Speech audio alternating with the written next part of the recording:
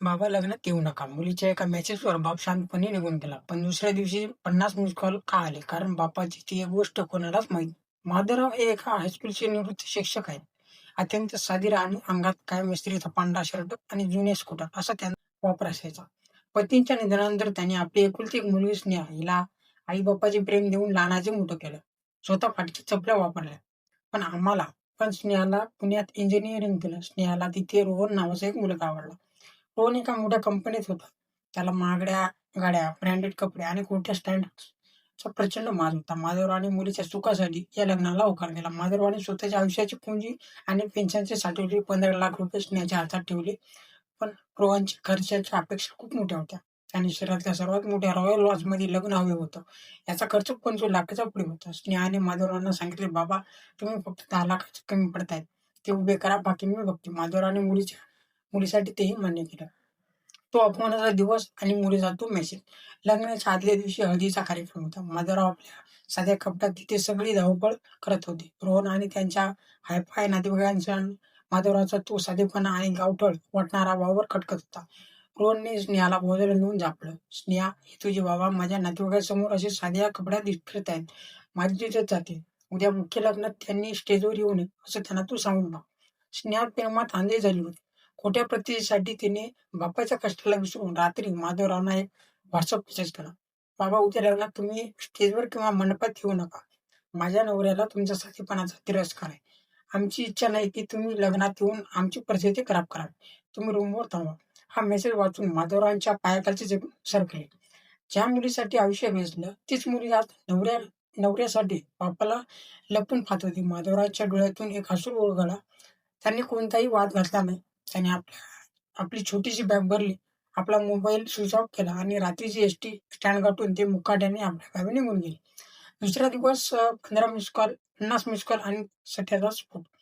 दुसऱ्या दिवशी मुख्य लग्नाची वेळ झाली. माधवराव कुठे दिसत नव्हते. स्नेहाने माधवरावांना फोन लावला, पण फोन बंद होते. तिने घाबरून तब्बल 50 मिस कॉल दिले. इकडे मंडपात रोहन आणि त्यांचे घरचे अत्यंत रोबात मिरवत होते. तेवढ्यात लॉन्सचे मालक, मुख्य कॅटरर्स आणि डेकोरेशनवाले थेट स्टेजवर आले आणि त्यांनी रोहनच्या बापाच्या हातात थेट 15 लाखाचे बिल ठेवले आणि म्हणाले, "पैसे आताच्या आता क्लिअर करा, तरच पुढचं लग्न लागेल." रोहनचा बाप चिरडून म्हणाला, "अहो, ठरल्याप्रमाणे आम्ही पैसे नंतर देणार होतो ना, आणि अर्धे पैसे तर मुलीकडचे देणार आहेत." लॉन्सच्या मालकाने जो खुलासा केला तो ऐकून स्नेहा आणि रोहनच्या पूर्ण कुटुंबाचे बोलतेच बंद झाले. मालक अत्यंत रागाने म्हणाला, "कोणते पैसे? अहो, हे 25 लाखाचं पूर्ण बुकिंग माधवराव सरांच्या शब्दावर उधारीवर झालं होतं. आम्हाला वाटलं तुम्ही मोठे लोक आहात, पण तुमचा खरा चेहरा आम्हाला आज सकाळीच समजला. तुमचे स्वतःचे चेक बाउन्स झाले आणि तुमच्यावर बँकेचे कर्ज आहे." माधवराव सर हे आमच्या गावातले अत्यंत प्रतिष्ठित आणि प्रामाणिक माणूस आहेत. त्याने आयुष्यात कधी कुणाची 1 रुपयाची फसवणूक केली नाही. काल रात्रीच सरांचा मला फोन आला होता की मुलीला माझा साधेपणा खटकतो. त्यामुळे मी लग्नाला थांबणार नाही. तुम्ही तुमचे पैसे मुलाकडून वसूल करून घ्या. सर, तिने म्हणजे आमची कोणतीही व्हॅलिटी नाही. जो माणूस स्वतःच्या जन्मदात्या बापाला साधेपणाहून हल्ला करतो, म्हणजे पैसे काय देणार? पैसे काढा, नाहीतर आताच्या आत मंडपाची लाईट बंद करतो. खोट्या प्रतिष्ठेचा पडलेला बुरखा स्नेहा तिथेच मटकन खाली फसली. तिला आता सगळं सत्य समजलं होतं की रोहनचे कुटुंब आतून पूर्णपणे कर्जबाजार आणि पोकळ होतं. ते फक्त खोटा देखावा करत होते. त्यांच्या 25 लाखाच्या लग्नाचा रोहन माच करत होता. हे लग्न माधुराच्या साधेपणावर आणि त्याच्या माणुसकीच्या कमाईवर उभे राहिलं होतं. आणि ज्या स्टँडर्डसाठी स्नेहाने बापाला हाकललं, त्या स्टँडर्डची लायकी आज 50 लोकांसमोर चव्हाट्यावर आली होती. रोहनच्या घरच्याकडे पैसे नव्हते. लॉन्सवाल्याने जेवण थांबवलं आणि लाईट बंद केली. पूर्ण लग्नात नुसता गोंधळ उडाला. स्नेहा ढसाढसा रडत होती. तिने रोहनच्या थोबाडीत मारले आणि स्वतःच्या गळ्यातला हार फेकून दिला. ज्या माणसाने जन्मावर स्वतःचे कपडे फाटले तरी चालते, पण मला इंजिनिअर केलं, त्या माझ्या बापाची लायकी तू काढलीस.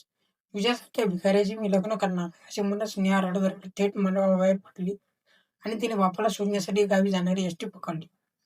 खोटा देखावा करणाऱ्या नवऱ्यासाठी बापाला हाकलणाऱ्या मुलीला कर्माने कसं प्रॅक्टिकल केला, ही कथा तुम्हाला कशी वाटली कमेंट बॉक्समध्ये नक्की कळवा. धन्यवाद.